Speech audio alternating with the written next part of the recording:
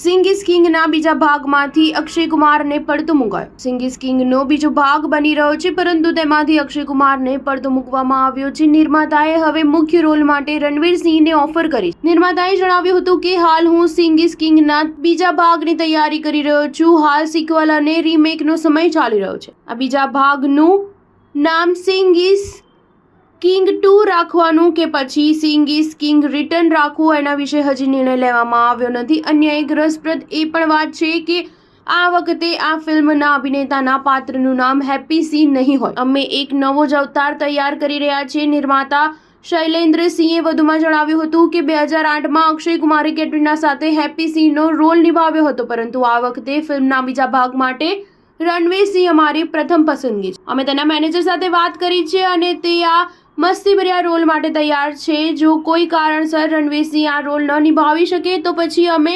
દિલજીત દોસાંજને મુખ્ય ભૂમિકા માટે મનાવીશું. સ્ટાર ન્યૂઝ 7 હંમેશા સચ્ચાઈની સાથે.